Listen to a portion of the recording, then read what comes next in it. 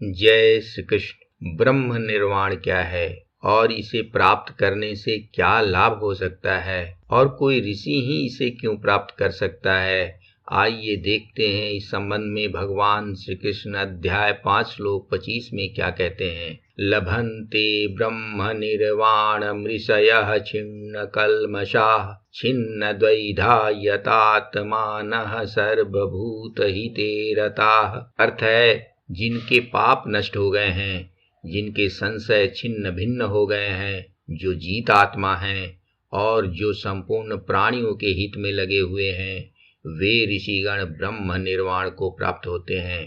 भगवान यहाँ बताते हैं कि वे मनुष्य जिनके भीतर ये 4 तरह के गुण पैदा हो जाते हैं, वे ऋषि ब्रह्म निर्वाण को प्राप्त होते हैं। कौन से 4 गुण हैं? उन्होंने पहले कहा कि जिनके पाप नष्ट हो गए हैं। पाप नष्ट होने का मतलब क्या है कि मनुष्य इस संसार में कर्म बंधन में बंधने के कारण अपने पाप और पुण्य को भोगने के लिए बार बार इस संसार में आता रहता है। लेकिन जिस मनुष्य के सारे कर्म नष्ट हो जाते हैं, अब कोई भी कर्म फल देने वाला नहीं होता है, अर्थात वह अपने सभी पापों से मुक्त हो जाता है। दूसरा उन्होंने बताया जिसके संशय छिन्न भिन्न हो गए हैं। भगवान ने इसके विषय में पहले भी बताया है कि जिसके मन में दुविधा है, आशंका है और संशय है, उसका कल्याण संभव नहीं होगा। संशय का अर्थ है कि जिस मनुष्य के भीतर ईश्वर है, ईश्वर नहीं है, जगत माया है, मैं ही करता हूँ, नहीं हूँ, इस तरह की जो दुविधाओं में, जो आशंकाओं में, संशय में घिरा हुआ होता है, वह कभी भी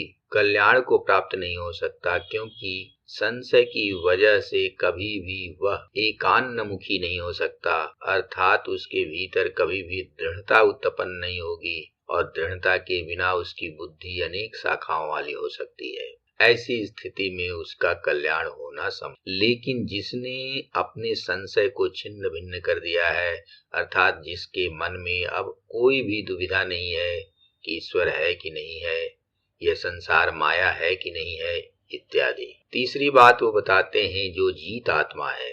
मनुष्य के लिए यह भी आवश्यक है कि वह जीत आत्मा हो, अर्थात अपनी आत्मा को, अपने शरीर और मन को जीतने वाला हो। जिसको अपने शरीर और मन पर नियंत्रण नहीं है, वह किसी भी योग को संपन्न करने में सफल नहीं हो सकता, क्योंकि जब तक मन की चंचलता में स्थिरता उत्पन्न नहीं होती, तब तक वह कैसे किसी योग मार्ग का अनुसरण कर सकता है। इसीलिए मनुष्य को वह उस स्थिति को प्राप्त करने के लिए यह आवश्यक है कि वह जीत आत्मा हो, अर्थात मन और इंद्रियों पर नियंत्रण रखने वाला हो। चौथी बात बताते हैं कि संपूर्ण प्राणियों के हित में लगे हो। वह मनुष्य जिसका अपना अब कोई कर्म शेष न हो, जो स्वयं के लिए कोई कार्य न करता हो और जो भी कार्य करता हो लोक संग्रह या लोक हिताय करता हो, वह व्यक्ति ही ऋषि बन सकता है। और जो ऋषि है वही ब्रह्म निर्वाण को प्राप्त होता है, अर्थात वह ब्रह्म ही हो जाता है। उस स्थिति में ही मनुष्य कह सकता है कि हम ब्रह्मास्मि, क्योंकि ब्रह्म निर्वाण प्राप्त होने के बाद मनुष्य और भगवान में कोई अंतर नहीं रह जाता, वह भगवत स्वरूप ही हो जाता है। लेकिन यह सरल नहीं है।